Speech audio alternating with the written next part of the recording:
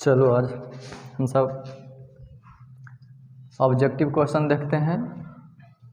10th history VVI objective exam 2023 के लिए, जो मोस्ट VVI एग्ज़ाम में आने के लिए है ना, जो एग्ज़ाम में आ सकते हैं। पूरा जितने भी ऑब्जेक्टिव हुए हिस्ट्री के टोटल हम इसमें बताएंगे भी, और मोस्ट VVI क्वेश्चन है ये सब, इसको याद कर लेगा है ना। इसमें तो चलते हैं, पहले स्टार्ट करते हैं। उसमें लिख नहीं पाएंगे क्योंकि क्वेश्चन डायरेक्ट बोलते जाएंगे, सुनना उसमें, और जो भी अगर लिखने का तो लिख लेना उसे, ठीक है। नहीं तो फिर फोटो कॉपीज़ का दे देंगे पूरा लिखे हुए अपने हाथ से। टोटल क्वेश्चन जो है ऑब्जेक्टिव है VVI, जो एग्ज़ाम में आने के बहुत ही ज़्यादा चांस हैं। हाँ, इससे बाहर नहीं आएगा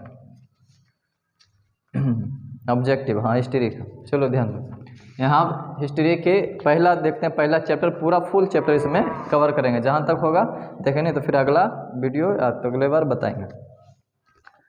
पहला क्वेश्चन इसमें कि यूरोप का मरीज किसे कहा जाता है। पहला क्वेश्चन है कि यूरोप का मरीज किसे कहा जाता है। यूरोप का मरीज किसे कहा जाता है, तो इसका यूरोप का मरीज जो है ये तुर्की को कहा जाता है। तुर्की को यूरोप का मरीज किसे कहा जाता है, तो तुर्की को यूरोप का मरीज कहा जाता है। और यूरोप जो है, यूरोप में एक और इससे क्वेश्चन आता है कि जर्मनी और इटली वर्तमान में किस महादेश के अंतर्गत आते हैं। ये क्वेश्चन पूछा हुआ है कि वर्तमान में इटली और जर्मनी किस महादेश के अंतर्गत आते हैं, तो यूरोप के अंतर्गत आते हैं। यूरोप के अंतर्गत किस महादेश के अंतर्गत आते हैं, यूरोप महादेश के अंतर्गत आते हैं। अगला नेक्स्ट क्वेश्चन है कि जर्मन राइन राज का निर्माण किसने किया था। जर्मन राइन राज का निर्माण किसने किया था, तो जर्मन राइन राज का निर्माण नेपोलियन बोनापार्ट ने किया था। इसका आंसर हो जाएगा नेपोलियन बोनापार्ट।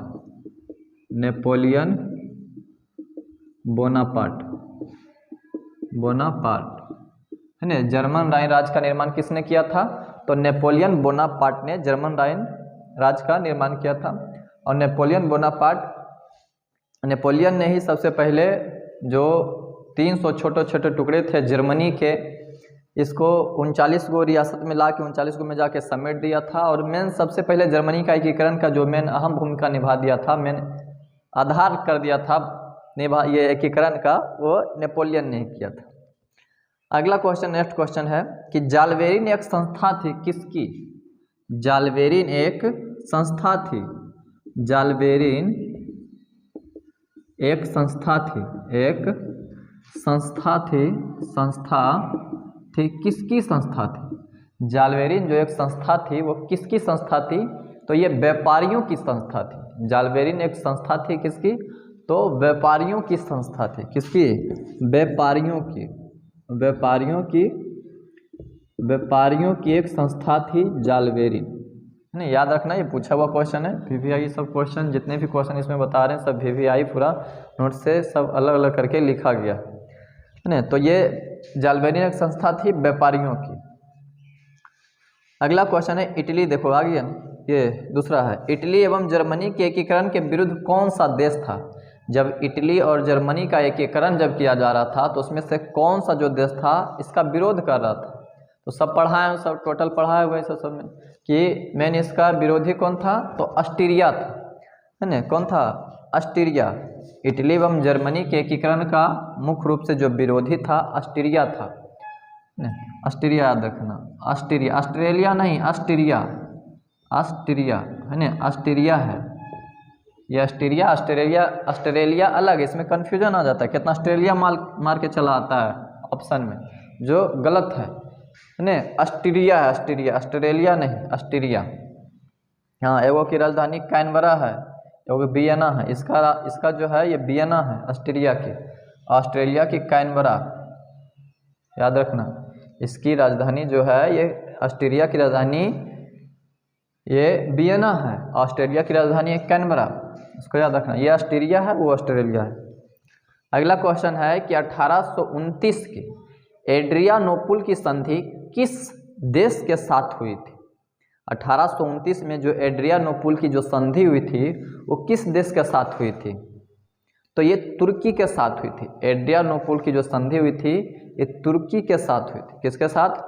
तुर्की के साथ। देखो इसमें जो भी क्वेश्चन आएगा बताते जाएंगे, जो अलग से साइड से रहेगा उसको ही बताते जाएंगे। इसमें ध्यान रखना कि एक क्वेश्चन में बहुत सारे इसमें आ सकते हैं, इस पर सोल्यूशन करके डिस्कशन। हाँ, तो 1829 की जो एड्रियानोपुल की संधि होती है वो किसके साथ होती है?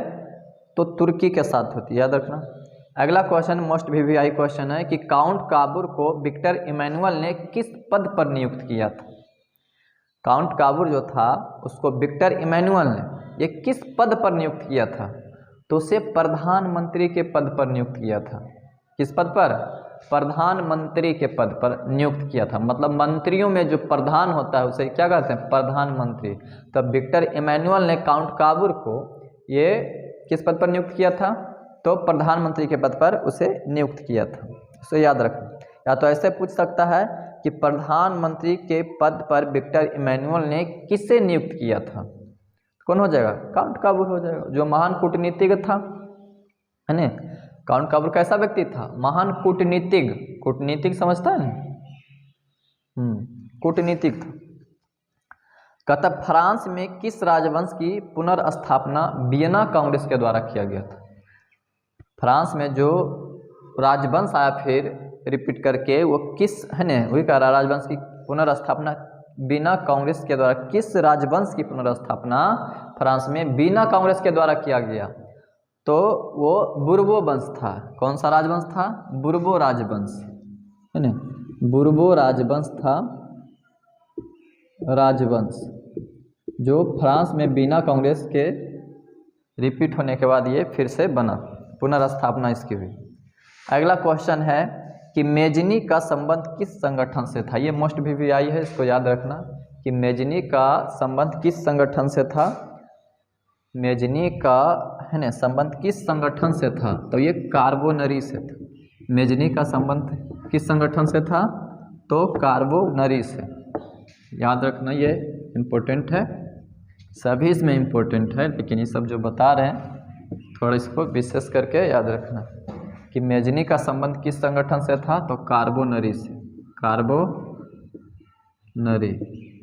ये मेजनी का संबंध किस संगठन से था? तो कार्बोनरी से था। अगला क्वेश्चन है मेटरनिक व्यवस्था का उद्देश्य क्या था?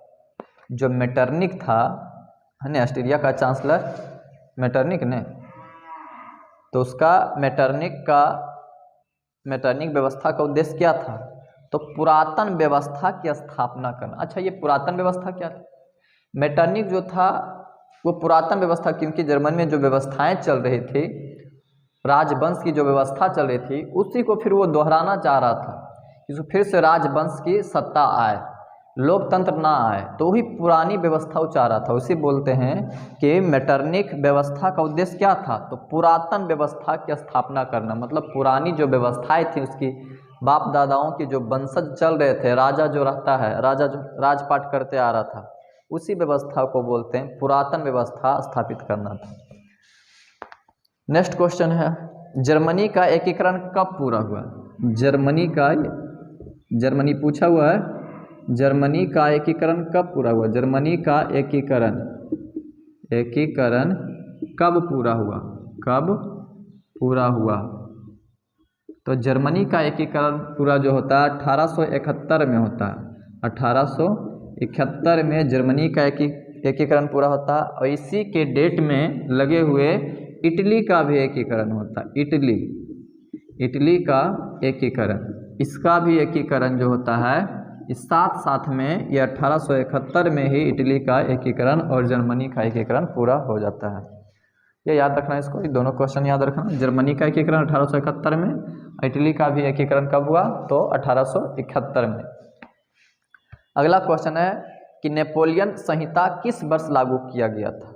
नेपोलियन संहिता जो लागू किया गया, किस वर्ष लागू किया गया? तो 1804 में। 1804 में नेपोलियन संहिता लागू किया गया था।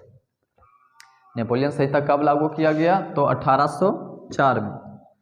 अगला क्वेश्चन है कि लाल कुर्ती का गठन किसने किया? लाल कुर्ती का गठन किसने किया था? एक होता है लाल सेना का गठन, ध्यान में रखना, लाल सेना का गठन अलग हो जाएगा, लाल कुर्ती का अलग हो जाएगा। तो लाल कुर्ती का गठन किसने किया था? तो गैरीबाल्डी ने किया था। किसने? गैरीबाल्डी ने लाल कुर्ती का गठन किया। किसका? लाल कुर्ती का गठन किया किसने? तो गैरीबाल्डी ने। याद रखना इसको। अगला क्वेश्चन है कि वियना किस देश की राजधानी थी? अभी बताएं, अभी जस्ट बताया ना पीछे कि वियना और ऑस्ट्रिया की राजधानी थी, है ना। ऑस्ट्रिया की राजधानी क्या है? वियना। और ऑस्ट्रेलिया का राजधानी क्या है? ऑस्ट्रेलिया की राजधानी है कैनबरा। ध्यान में रखना। ऑस्ट्रिया कहेगा ऑस्ट्रिया की राजधानी, तो वियना। ऑस्ट्रिया अलग है, ऑस्ट्रेलिया अलग है। ऑस्ट्रिया की जो राजधानी है वो वियना है, लेकिन ऑस्ट्रेलिया की जो राजधानी है वो कैनबरा है। वो कहाँ है? कैनबरा। तो वियना की राजधानी है ना, वियना किसकी राजधानी है? तो ऑस्ट्रेलिया का नहीं, कैनबरा बोलेगा तो ऑस्ट्रेलिया। ठीक, आगे क्वेश्चन चलते हैं। कहता वियना सम्मेलन का अध्यक्ष कौन था? तो वही मेटरनिक था। वियना जो सम्मेलन हुआ था ये 1815 में हुआ था। वियना कांग्रेस या वियना सम्मेलन जिसको बोलते हैं वो 1815 में हुआ था। और उसका मेन जो चांसलर था, मेन जो उसका अध्यक्ष था वो मेटरनिक था। कौन था? मेटरनिक एक क्रूरवादी था, है ना, घोर प्रतिक्रियावादी, पुरातन व्यवस्था चाहता था और वो अपना राज व्यवस्था, अपना पहले वाली व्यवस्थाएं अपनाना चाहता था, रखना चाहता था। तो वियना सम्मेलन का अध्यक्ष कौन था? तब मेटरनिक। कौन था? मेटरनिक। और मेटरनिक कहाँ का चांसलर? तो ऑस्ट्रिया। मेटरनिक कहाँ का चांसलर? ऑस्ट्रिया का चांसलर था मेटरनिक। अगला क्वेश्चन है वियना सम्मेलन कब हुआ? अभी बता दिए। तो 1815 में वियना सम्मेलन कब हुआ? 1800। ये भी पूछा हुआ क्वेश्चन है कि वियना सम्मेलन कब हुआ? तो 1815 में वियना सम्मेलन होता है। अगला क्वेश्चन है कि इटली एवं जर्मनी के विरुद्ध कौन था? ये तो बता चुके हैं। इटली एवं जर्मनी के विरुद्ध कौन था? तो ऑस्ट्रिया था। इटली एवं जर्मनी के विरुद्ध कौन था? ऑस्ट्रिया। आगे है कि काउंट काबूर की मृत्यु कब हो गई?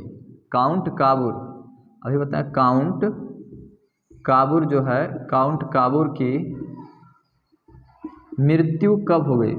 काउंट काबूर को ही विक्टर इमैनुअल ने प्रधानमंत्री के पद पर नियुक्त किया था। कर काउंट काबूर की मृत्यु कब हो गई? मृत्यु कब हुई? तो काउंट काबूर की जो मृत्यु हुई वो 1862 में हुआ। कब हुआ है? 1862 में काउंट काबूर की ये मृत्यु हो गई थी। कब हुई? तो 1862 में काउंट काबूर की मृत्यु हो गई। अगला क्वेश्चन पूछता है उसमें कि राष्ट्रवाद की अवधारणा का जन्म किस घटना से माना जाता है? ये राष्ट्रवाद की जो उभरता हुआ निकला राष्ट्रवाद, जो राष्ट्रवाद जो उभरा, राष्ट्र की भावना जो जागी सभी लोगों में, वो किस घटना से माना जाता है? तो वो माना जाता है फ्रांस की क्रांति से। क्योंकि राष्ट्रवाद की जो भावना मेन जागी थी ये फ्रांस की क्रांति से मेन जागी थी। और फ्रांस की क्रांति जो हुई 1789 में, 1789 में जो हुआ था फ्रांस की क्रांति हुआ था। इसी क्रांति से मेन लोगों में राष्ट्रवाद की भावना जागी थी। तो याद रखना, राष्ट्रवाद बताए हैं, सबको पढ़ाए हैं। राष्ट्रवाद क्या? तो राष्ट्रवाद की जो मेन भावना जागी थी पूरे विश्व में सबसे पहले तो 1789 में, है ना, 1789 में, हाँ 1789 में, 1889, 1700, तो फ्रांस की क्रांति से 1789। अगला क्वेश्चन है एड्रियानुपुल की संधि किस वर्ष हुई? तो अभी पीछे बताएं कि एड्रियानुपुल की संधि किसके साथ हुई थी? तो तुर्की के साथ। और कब हुई? तो 1829 में। एड्रियानुपुल की संधि कब हुई? तो 1829 में हुई। अगला क्वेश्चन है सेल्डाउन का युद्ध किनके बीच हुआ? ये इंपॉर्टेंट है, याद रखना। सेल्डाउन का युद्ध किनके बीच हुआ? तो सेल्डाउन का युद्ध जो हुआ है ये पर्सा और फ्रांस के बीच हुआ था। पर्सा और फ्रांस के बीच, पर्सा और फ्रांस के बीच जो युद्ध हुआ उसे बोलते हैं सेडौन का युद्ध, है ना। कौन सा युद्ध? सेडौन का युद्ध। एक होता है सेडोवा का युद्ध, यह सेडौन का युद्ध। सेडौन का युद्ध पर्सा और फ्रांस के बीच हुआ। अगला क्वेश्चन, ओटो कहाँ का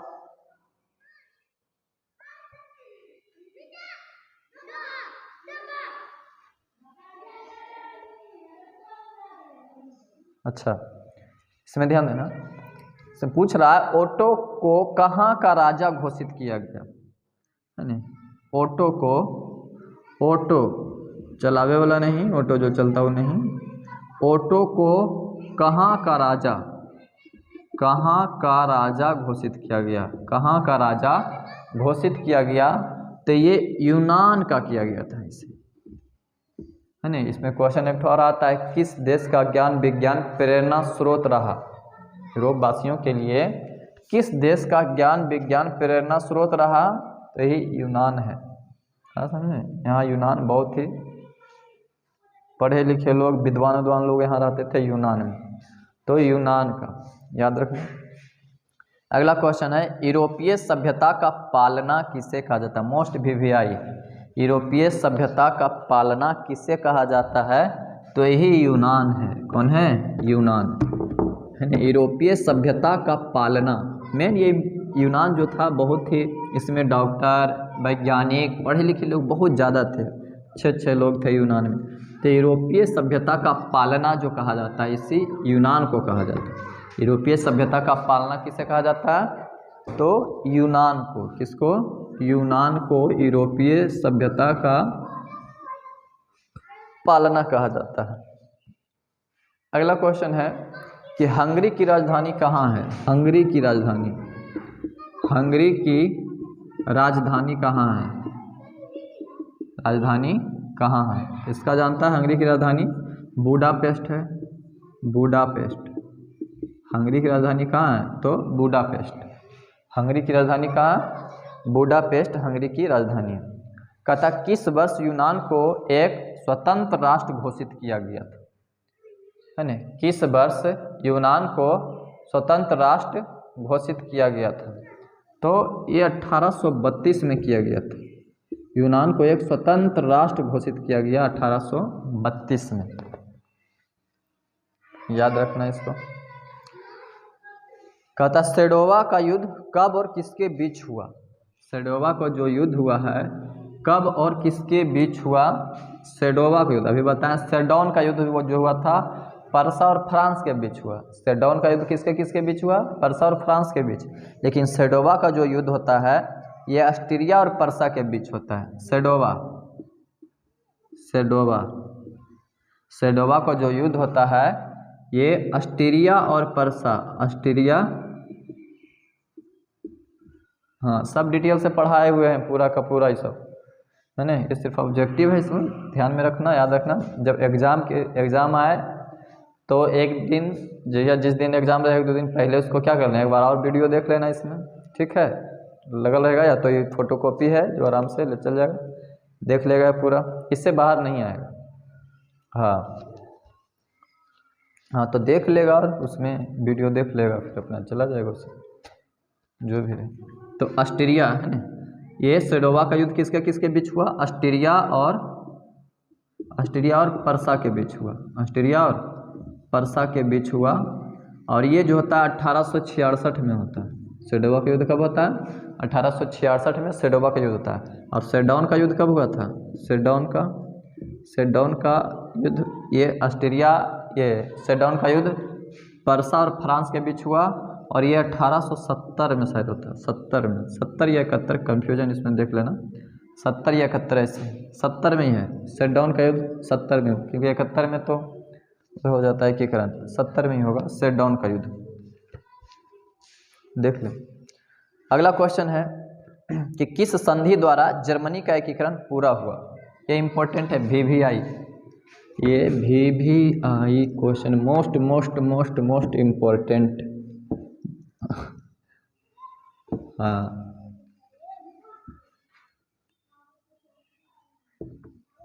किस संधि के द्वारा, किस संधि के द्वारा, किस संधि के द्वारा जर्मनी का एकीकरण पूरा हुआ, जर्मनी का एकीकरण पूरा हुआ, एकीकरण पूरा हुआ। तो ये है किस संधि के द्वारा, तो फ्रैंकफर्ट की संधि, फ्रैंकफर्ट, कौन सी संधि, फ्रैंकफर्ट की संधि, फ्रैंकफर्ट की संधि के द्वारा जर्मनी का एकीकरण पूरा हुआ। किस संधि के द्वारा, फ्रैंकफर्ट की संधि के द्वारा जर्मनी का एकीकरण पूरा हुआ। किस संधि के द्वारा, तो फ्रैंकफर्ट की संधि के द्वारा जर्मनी का एकीकरण पूरा होता है। अगला क्वेश्चन है क्वेश्चन नंबर 27। जाल्बेरिन संघ की स्थापना है ना, जाल्बेराइन संघ की स्थापना किस वर्ष हुई। जाल्बेराइन संघ की स्थापना जो होती है वो किस वर्ष होती है, तो 1834 में होती है। कब होती है, 1834 में जाल्बेराइन संघ की स्थापना होती है, जिसको कौन करता है, नेपोलियन। जाल्बेराइन संघ की स्थापना 1834 में, तो याद रखें। कतईरोव वासियों के लिए किस देश का साहित्य ज्ञान विज्ञान प्रेरणा स्रोत था, अभी बताएं। यूनान का, किसका, यूनान का जो है ज्ञान विज्ञान प्रेरणा स्रोत रहा है। अगला क्वेश्चन है फ्रैंकफर्ट की संधि कब हुई, तो ये 18, क्योंकि अभी बताएं उसके पीछे जो पढ़े हैं कि इटली का एकीकरण और जर्मनी का एकीकरण कब हुआ था, 1871 में। तो फ्रैंकफर्ट की संधि के एक पूछ रहा है कि किस संधि के द्वारा जर्मनी का एकीकरण हुआ, तो फ्रैंकफर्ट की संधि। फ्रैंकफर्ट की संधि कब हुआ, जब इसके द्वारा जर्मनी का एकीकरण हो रहा है। तो ये एकीकरण इसका कब होगा, फ्रैंकफर्ट की संधि कब हुआ, 1871 में, क्योंकि जर्मनी का एकीकरण कब हुआ, 1871 में।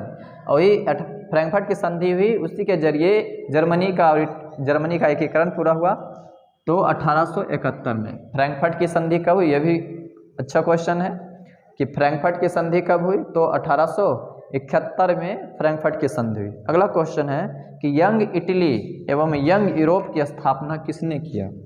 Young Italy, young Italy, young Italy एवं young Europe, young Europe, young Italy एवं यंग यूरोप की स्थापना किसने किया, तो ये मेजनी ने किया था। किसने किया था, मेजनी। ये वही मेजनी है जिसने इटली का एकीकरण करने सबसे पहला प्रयास यही किया था, मेजनी, जो दोनों के दोनों बार ये असफल रहा और इसको देश से पलायन करना पड़ गया था। सबसे पहले यंग इटली की स्थापना करता है, फिर यंग यूरोप की स्थापना करता है। यह 1832 में करता है और यह 1834 में करता है, यह 1834 में करता है। यंग इटली की स्थापना 1832 में, यंग यूरोप की स्थापना 1834 में करता है। और ये कौन करता है, तो मेजनी करता है। ये पूछा हुआ क्वेश्चन है कि यंग इटली एवं यंग यूरोप की स्थापना किसने किया और कब किया, तो 1832 में यंग इटली की। और पहले देखो, पहले इटली में था, पहले देश में, तो पहले इटली को एकीकरण करना सोचा कि इटली को मिलाएं कैसू कैसू करके एकीकरण करें। फिर यंग यूरोप, मतलब यंग मतलब नौजवान, उसको पहले इटली के नौजवानों को मनाया, ऐसे याद रखना। इसको इटली को पहले मनाया, उसको फिर नहीं माना तो फिर किसको मना लिया, ये यंग यूरोप को मनाया। तो ये दोनों याद रखना, यंग इटली एवं यंग यूरोप की स्थापना मेजनी ने किया, एक 1832 में और एक 1834 में करता है। तो ये क्वेश्चन याद रखना। अगला क्वेश्चन है रक्त एवं लौह की नीति का अवलंबन किसने किया। ये भी इम्पोर्टेंट क्वेश्चन भी आई है। रक्त एवं लौह की नीति का अवलंबन कौन करता है, रक्त एवं लौह की नीति का अवलंबन, तो इसका आंसर है बिस्मार्क। रक्त एवं लौह की नीति का अवलंबन किसने किया, तो बिस्मार्क ने किया। बिस्मार्क ने भी बहुत ही अहम भूमिका निभाया एकीकरण में। रक्त एवं लौह की नीति का अवलंबन, रक्त एवं लौह की नीति, रक्त एवं लौह की नीति का अवलंबन किसने किया, तो बिस्मार्क ने, है ना, बिस्मार्क ने रक्त एवं लौह की नीति का अवलंबन किया। रक्त एवं लौह की नीति क्या है, रक्त मतलब क्या हो गया कि खून, जब तक रक्त एवं लौह, लौह मतलब तलवार, तलवार के बल पर जो है एकीकरण करने को ही बोलते हैं रक्त एवं लौह की नीति। उसका अवलंबन किसने किया? तो बिस्मार्क ने किया था। रक्त एवं लौह की नीति का अवलंबन बिस्मार्क ने किया था। ये पार्ट 2 है, दूसरा चैप्टर नंबर 2 आ गया। पहले 1 चल रहा था, अभी चैप्टर नंबर 2 आ गया। चैप्टर नंबर 2 में क्वेश्चन आ गया। इसमें वो जितने भी अभी बताया सब चैप्टर 1 का था, है ना। पार्ट 1 जो था इसमें है, दूसरा क्वेश्चन आ रहा पार्ट 2 में कि चेका का गठन किसने किया था? चेका का गठन किसने किया था? तो चेका का गठन लेनिन ने किया था। लेनिन, चेका का जो गठन है वो किसने किया है? तो लेनिन ने किया। लेनिन ने चेका का गठन किया था।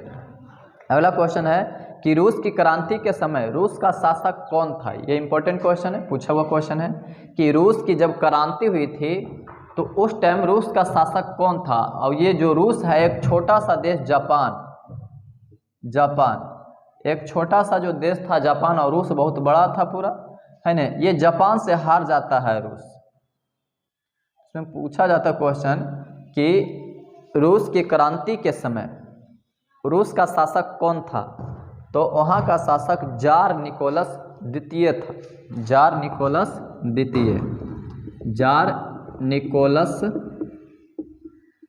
द्वितीय। वो पंखा चालू कर दो, बोला पंखा पीछे वाला चालू कर दो। रूस की क्रांति के समय रूस का शासक कौन था? तो जार निकोलस द्वितीय, है ना। जार निकोलस द्वितीय जो था ये वहाँ का शासक था रूस का। नेक्स्ट क्वेश्चन है कि लंदन में अनिवार्य प्राथमिक शिक्षा, लंदन जो ब्रिटेन में पड़ता, लंदन में अनिवार्य प्राथमिक शिक्षा ये कब लागू हुआ? तो 1870 में लंदन में अनिवार्य प्राथमिक शिक्षा लागू किया गया। अगला क्वेश्चन है प्रथम अंतर्राष्ट्रीय सभा की स्थापना कब और कहाँ हुई? प्रथम जो अंतर्राष्ट्रीय सभा की स्थापना कब और कहाँ हुई? तो लंदन में 1864 में हुआ। लंदन में कहाँ हुआ?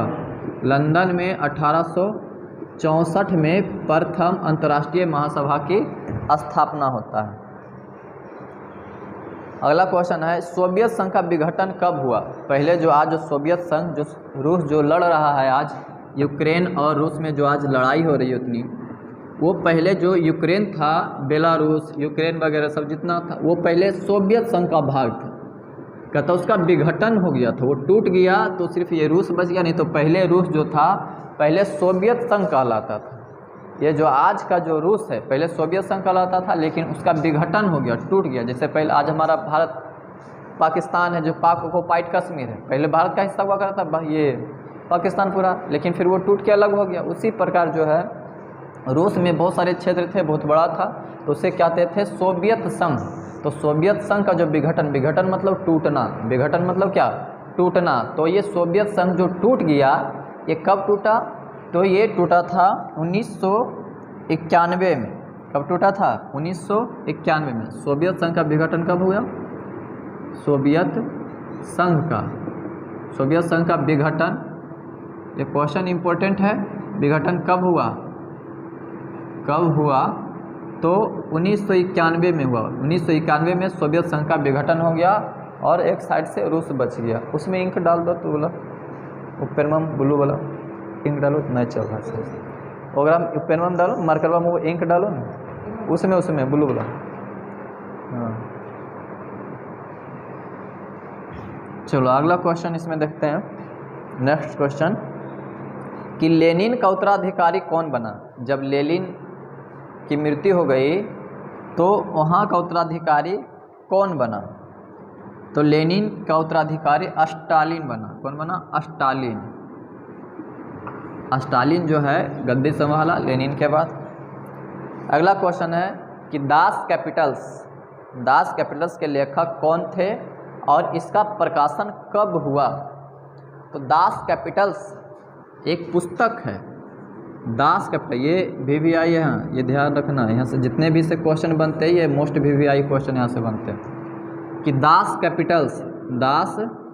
कैपिटल्स, दास कैपिटल्स की रचना कार्ल मार्क्स ने किया। कार्ल मार्क्स, दास कैपिटल्स की रचना कार्ल मार्क्स ने किया। और इसका जो दास कैपिटल्स जो पुस्तक है, इसका जो प्रकाशन हुआ, मतलब ये छपाया, प्रकाशित हुआ, ये 1867 में। कब छपाया? 1867 में दास कैपिटल्स की रचना हुआ। दास कैपिटल्स की रचना कब हुआ? तो 1867 में हुआ। और इसकी रचना किसने किया? तो कार्ल मार्क्स ने किया। कार्ल मार्क्स एक इटोपियन समाजवादी ने यही वर्ग संघर्ष को बढ़ावा देता था, कार्ल मार्क्स। इसमें क्वेश्चन एक याद रखना बीबीसी का और है क्वेश्चन कि दास कैपिटल्स को ही समाजवादियों का बाइबल कहा जाता है। क्वेश्चन आया हुआ है कि समाजवादियों का बाइबल किसे कहा जाता है? समाजवादियों का जो बाइबल कहा जाता है ये दास कैपिटल्स को ही कहा जाता है। इसका क्वेश्चन याद रखना, ये इससे जितने भी रिलेटेड क्वेश्चन है ये इम्पोर्टेंट क्वेश्चन है ना। ये कार्ल मार्क्स का जन्म कहाँ हुआ था? तो ये जर्मनी में हुआ था। अगला क्वेश्चन है कि लेनिन की मृत्यु कब हुई? लेनिन की मृत्यु कब हुई? लेनिन की मृत्यु कब हुई? तो ये 1953 में लेनिन की मृत्यु होती है। 1953 में, 1953 के 24 है।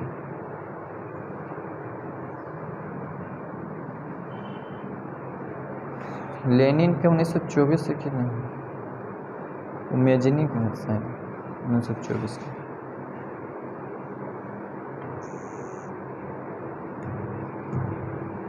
लेनिन की मृत्यु 1924 से, गलत है, 1924 होगा। लेनिन की मृत्यु कब हुई? तो 1924, याद रखना।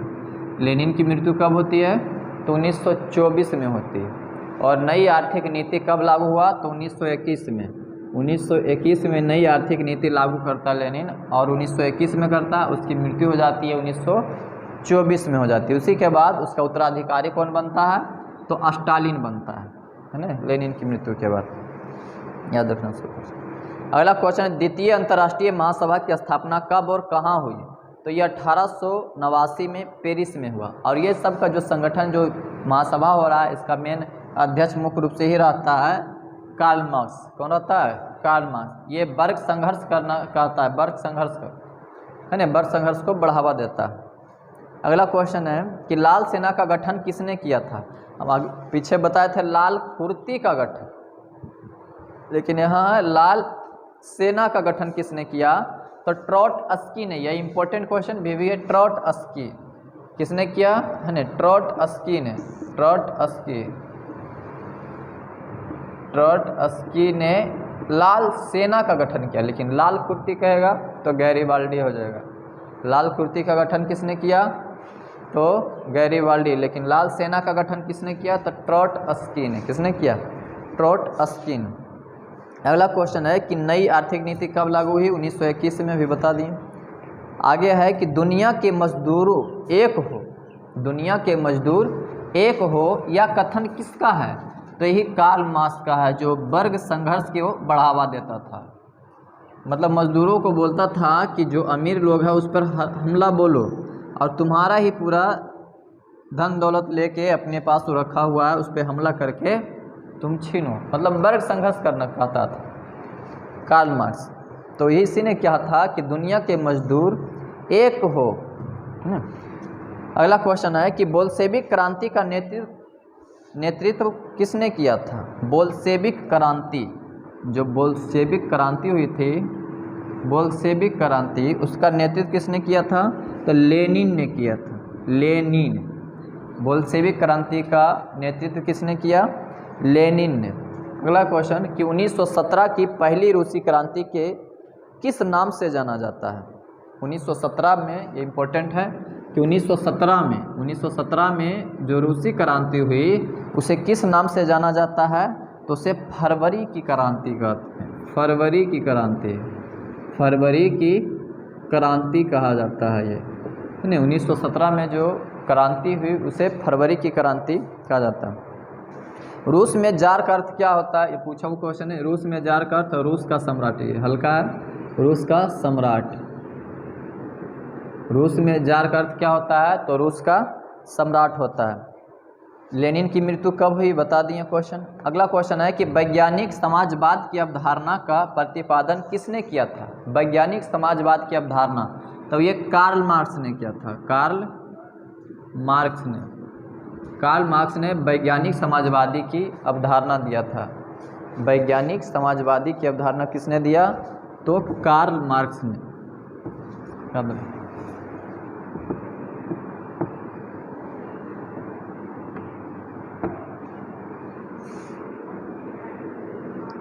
वैज्ञानिक समाजवादी की अवधारणा किसने दिया, तो कार्ल मार्क्स ने दिया था।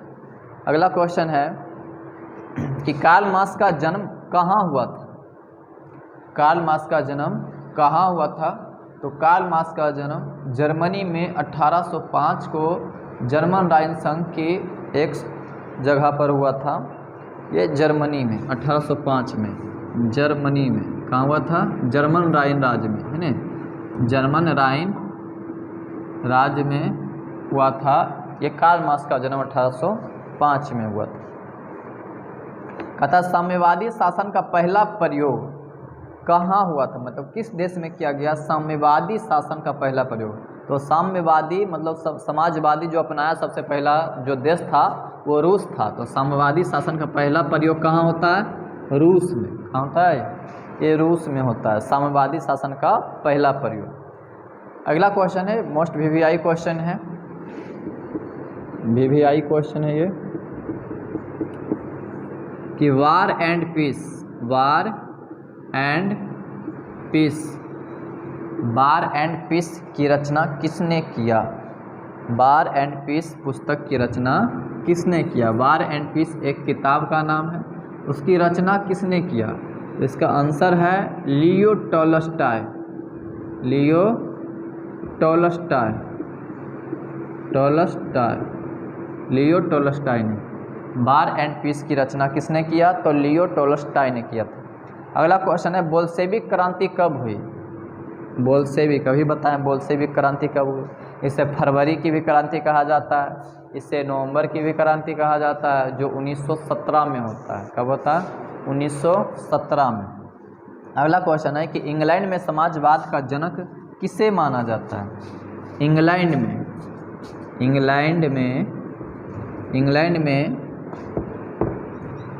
इंग्लैंड में समाजवाद का जनक, समाजवाद का जनक किसे माना जाता है। इंग्लैंड में समाजवाद का जनक किसे माना जाता है, तो इसका आंसर है रॉबर्ट ओवन। रॉबर्ट ओवन को इंग्लैंड में समाजवाद का जनक माना जाता है। देखो रॉबर्ट ओवन एक मेन खुद पूंजीपति वर्ग वाला है, लेकिन ये वर्ग संघर्ष, ये मेन मजदूरों को देखभाल अच्छे ढंग से करता था, वो ज़्यादा शोषण नहीं करता था। ये सोचता था कि नहीं समाजवादी होना चाहिए, जबकि ये पूंजीपति वाला है। इसके पास ऐसी बात नहीं कि पैसे नहीं, उसके पास पूंजीपति वर्ग था, लेकिन फिर भी ये समाजवादी भावना लेके चलता था रॉबर्ट ओवन। तो इंग्लैंड में समाजवादी का जनक किसे माना जाता है, तो रॉबर्ट ओवन को याद रखना है, क्वेश्चन इंपॉर्टेंट। कहता साम्यवादी घोषणा पत्र का प्रकाशन कब हुआ, तो 1848 में। 1848 में साम्यवादी घोषणा पत्र का प्रकाशन हुआ था। अगला क्वेश्चन है कि रूसो किस देश का रहने वाला था। ये पूछा गया क्वेश्चन है, रूसो किस देश का रहने वाला था। तो रूसो जो था ये फ्रांस का रहने वाला था। इसमें सब दार्शनिक रूसो, कांट, बाल्तेयर सब जो ये सब है, सब मेन लोग हैं। तो रूसो कहाँ का रहने वाला था, तो फ्रांस का। रूसो कहाँ का रहने वाला था, तो ये फ्रांस का रहने वाला था। अगला क्वेश्चन है ब्रेस्ट-लिटोवस की संधि किस देशों के बीच हुई, तो रूस और जर्मनी के बीच। अगला क्वेश्चन है द मदर के लेखक कौन है। लेखक कौन है, द मदर के लेखक कौन है, तो इसका आंसर है मैक्सिम गोर्की है। कौन है इसका, मैक्सिम गोर्की। मैक्सिम गोर्की जो है इसके लेखक हैं। द मदर एक पुस्तक है, उसके लेखक मैक्सिम गोर्की है। तथा समाजवादियों का बाइबल किसे कहा जाता है, अभी पीछे बता चुके हैं। समाजवादियों का बाइबल दास कैपिटल्स को कहा जाता है, जिसको कार्ल मार्क्स ने लिखा है, दास कैपिटल्स को। अगला क्वेश्चन है कि रूस में कृषि दास प्रथा का अंत कब हुआ। ये भी इम्पोर्टेंट, सभी इसमें इम्पोर्टेंट है, जितना भी बता रहे हैं सब एग्जाम में आने लायक क्वेश्चन है ना इसमें। तो 1861 में रूस में कृषक दास प्रथा का अंत कब होता है। दास प्रथा का अंत, सब तो याद हो गए सब में है ना। रूस में कृषक दास प्रथा का अंत कब होता है, तो 1861 में होता है, 1861 में। अगला क्वेश्चन है कि दास कैपिटल्स का प्रकाशन किस वर्ष हुआ, तो अभी बता दिए 1867 में दास कैपिटल्स का प्रकाशन हुआ था। आगे क्वेश्चन, कम्युनिस्ट मैनिफेस्टो के लेखक कौन है, तो इसके कार्ल मार्क्स और फ्रेडरिक एंगल्स, जो उनका बचपन का उनका दोस्त था है ना, कार्ल मार्क्स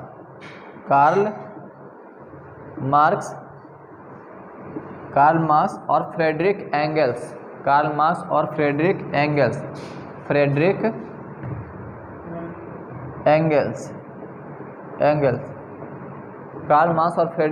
जो है, कार्ल मार्क्स और फ्रेडरिक एंगल्स कम्युनिस्ट मैनिफेस्टो के लेखक है। जो कार्ल मार्क्स से जाके पेरिस में जब मिलता है, जाके दोस्ती होता है उसके साथ, तो ये जीवन भर इसके साथ ही रहता है। फ्रेडरिक एंगल्स से अच्छी दोस्ती हो जाती है, तो साथ में रहता है। यही दोनों मिलके कार्ल मार्क्स और फ्रेडरिक एंगल्स की रचना करता है। अगला क्वेश्चन, होआ आंदोलन के प्रणेता कौन थे। आंदोलन किस वर्ष हुआ था। होआ आंदोलन किस वर्ष हुआ था, तो 1839 में हुआ था, 1839 में। होआ आंदोलन कब हुआ था, तो 1839 में हुआ था होआ आंदोलन। यहाँ तक रहने देते हैं, बाकी आगे कल ये पार्ट 2 पूरा हो गया। पार्ट 2 चैप्टर नंबर 2 जो हो गया ये पूरा हो गया। कल चलेगा चैप्टर नंबर 3, 1 2 आज पूरा, कल फिर चलेगा।